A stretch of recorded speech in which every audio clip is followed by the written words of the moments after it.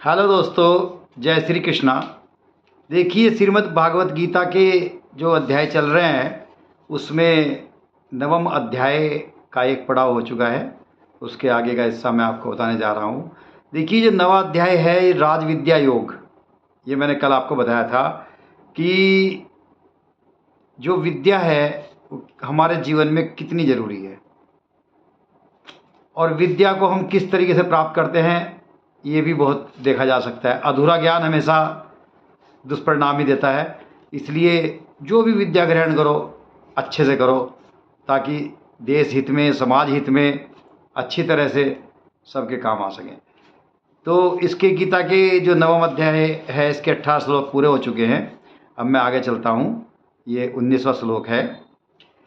तपाम्यहं वर्षं निर्ग्रहणामयुत्र सजामि च अमृतं चैव मृत्युक्षय सदसचारमर्जुन। हे अर्जुन, मैं ही सूर्य रूप में तपकर जल को भाप रूप में रोककर बारिश रूप में उत्पन्न होता हूँ। मैं ही निश्चित रूप से अमर तत्व हूँ, मैं ही मर्त तत्व हूँ, मैं ही सत्य रूप से तत्व हूँ और मैं ही असत्य रूप से पदार्थ हूँ। सकाम पूजा और निष्काम पूजा का फल। त्रैविद्या माम सोमपा पूत पापाये अज्ञेरिष्टवा स्वर्गति प्रार्थ्यन्ते ते पुण्यमासाध्य सुरेंद्र लोकम सरंती दिव्यान दिव्य देव भोगान है। जो मनुष्य तीनों वेदों के अनुसार यज्ञों के द्वारा मेरी पूजा करके सभी पापों से पवित्र होकर सोमरस को पीने वालों के स्वर्ग लोकों की प्राप्ति के लिए प्रार्थना करते हैं, वह मनुष्य अपने पुण्य के फल स्वरूप इंद्रलोक में जन्म को प्राप्त होकर स्वर्ग में देवी देवताओं वाले सुखों को भोगते हैं। ते तम भुक्त्वा स्वर्गलोकम विशालम इक्षिणे पुण्यमर्त्यलोकम विशन्ति एवं यत्रिधर्मनुप्रसन्ना गतागतम काम कामा लभन्ते। वह जीवात्मा उस विशाल स्वर्गलोक के सुखों को भोग करके पुण्य फलों के समाप्त होने पर इस मृत्यु लोक में पुनः जन्म को प्राप्त होते हैं। वह इस प्रकार तीनों वेदों के सिद्धांतों का पालन करके सांसारिक सुख की कामना वाले सकाम कर्मी मनुष्य बार बार जन्म और मृत्यु को प्राप्त होते हैं। अनन्या इक्षयन्तो माम ये जना पर्युपासते तेषाम नित्याभियुक्तानाम योग अक्षेम वयाम्यहम्। जो मनुष्य एकमात्र मुझे लक्ष्य मानकर अनंत भाव से मेरा ही स्मरण करते हुए कर्तव्य कर्म द्वारा पूजा करते हैं, जो सदैव निरंतर मेरी भक्ति में लीन रहता है, उस मनुष्य की सभी आवश्यकताएं और सुरक्षा की जिम्मेदारी मैं स्वयं निभाता हूँ। ये अपन देवता भक्ता यजन्ते श्रद्धयान्विता ते अपि मामेव कौन्तेय यजन्ते विधि पूर्वकम। हे कुंती पुत्र, जो भी मनुष्य श्रद्धा पूर्वक भक्ति भाव से अन्य देवी देवताओं को पूजा करते हैं वह भी निश्चित रूप से मेरी ही पूजा करते हैं, किंतु उनका वह पूजा करना अज्ञानता पूर्ण मेरी प्राप्ति की विधि से अलग त्रुटिपूर्ण होता है। अहम ही सर्वज्ञाना भोगता च प्रभुरेव च न तू माम अभिजानन्ति तत्त्वनात् सचवन्ति ते। मैं ही निश्चित रूप से समस्त यज्ञों का भोग करने वाला हूँ और मैं ही स्वामी हूँ, परंतु वह मनुष्य मेरे वास्तविक स्वरूप को तत्व से नहीं जानते, इसलिए वह कामनाओं के कारण पुनर्जन्म को प्राप्त होते हैं। यान्ति देवव्रता देवान्ति पितृयान्ति पितृवर्तः भूतानि यान्ति पूज्यता यान्ति मद्दाजिनो अमपि मापे। जो मनुष्य देवताओं की पूजा करते हैं वह देवताओं को प्राप्त होते हैं, और जो अपने पूर्वजों की पूजा करते हैं वह पूर्वजों को प्राप्त होते हैं। जो भूतों जीवित मनुष्यों की पूजा करते हैं वह उन भूतों के कुल को प्राप्त होते हैं, परंतु जो मनुष्य मेरी पूजा करते हैं वह मुझे ही प्राप्त होंगे। निष्काम भगवत भक्ति की महिमा। पत्रम पुष्पम फलम तोयम यो मे भक्तवा प्रच्छति तदमहम भक्त्यतु परहंतम मसराणि पर्यतात्म। जो मनुष्य एक पत्ता, एक फूल, एक फल, थोड़ा सा जल और कुछ भी निष्काम भाव से अर्पित करता है, उस शुद्ध भक्त का निष्काम भक्ति भाव से अर्पित किया हुआ सभी कुछ मैं स्वीकार करता हूं।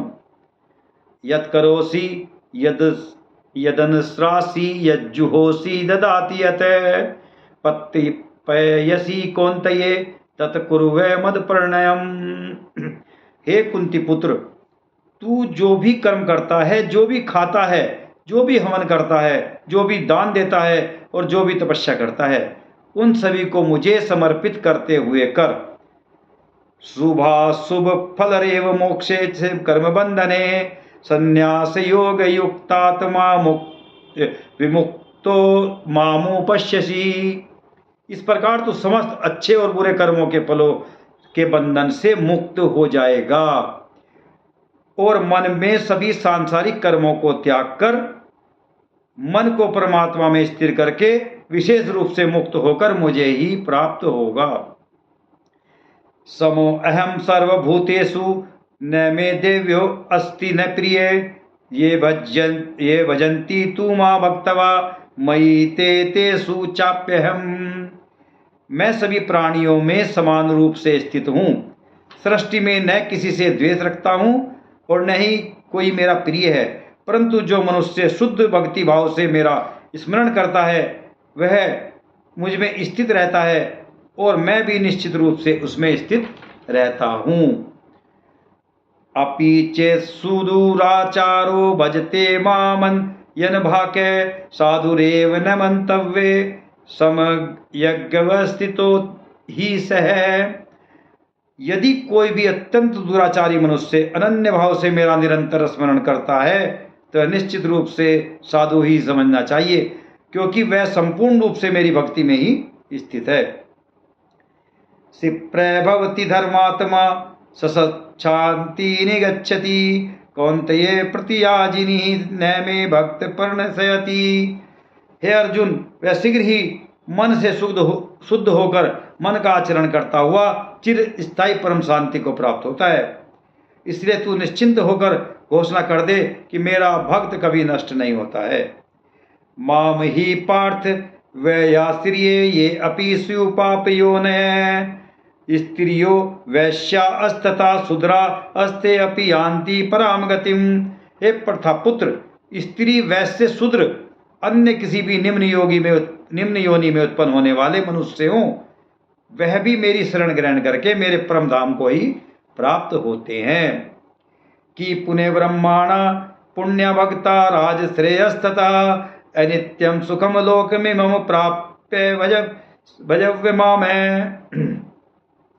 तो फिर पुण्यात्मा ब्राह्मणों, भक्तों और राजश्री क्षत्रियों का तो कहना ही क्या है। इसलिए तू क्षण में नष्ट होने वाले दुख से भरे हुए इस जीवन में निरंतर मेरा ही स्मरण कर। मन मना भव मदवक्तो मद्याजिमा नमस्कुरु मामे वैश्यसि युक्त वेवमात्मानं मत्परायणा। हे अर्जुन, तू मुझ में ही मन को स्थिर कर मेरा ही भक्त बन, मेरी ही पूजा कर और मुझे ही प्रणाम कर।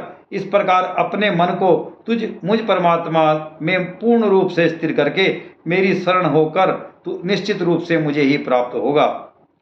ओम तत्सदिति श्रीमद्भागवत गीता सुपनिषत्सु ब्रह्म विद्याया योग शास्त्रे श्री कृष्ण अर्जुन संवादे राज विद्या योगो नामे नवमोऽध्याय।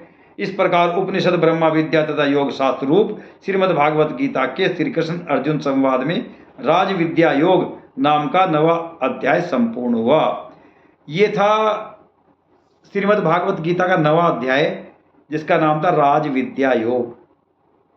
इसमें श्री कृष्ण जी ने अर्जुन को विद्या संबंधी बहुत उपदेश दिए हैं और वे उपदेश सिर्फ अर्जुन के लिए नहीं है, आप सबके लिए है। उन पर अमल करोगे तो आपका उद्धार निश्चित है। इसलिए मेरी आपसे प्रार्थना है कि गीता का अध्ययन प्रतिदिन करें। यह मैं आपको कोई दबाव में नहीं कह रहा हूँ, मैं कह रहा हूँ अपना जीवन को सुधारने के लिए आप इसमें जब भी आप गीता, श्रीमद् भागवत गीता को खोलेंगे, कोई भी अध्याय खुल जाए, उसमें ही आपको नई एनर्जी, नई ऊर्जा और नए प्रश्न और उनके उत्तर वे आपको मिलेंगे। आपका मन कितना भी अनिश्चितता से गुजर रहा है, आप कितने भी दुखी हों और कितने भी परेशान हों, आप एक बार गीता का अध्ययन करके देखें और फिर मुझे बताएं कि क्या है। ये तो आप जानते हैं, मुझे कहने की ज़रूरत नहीं है। और आपको मेरा चैनल जो AB दुनिया है, अमरीश भारद्वाज दुनिया, ये कैसा लग रहा है, इसके बारे में ज़रूर आपको बताएं। और आप मेरे चैनल पर नए हैं तो कृपया करके आप मेरे चैनल को सब्सक्राइब कर दें और लाइक और शेयर भी कर दें, ताकि मैं आपको धर्म संबंधी जानकारी आगे भी इसी प्रकार देता रहूं। Thank you.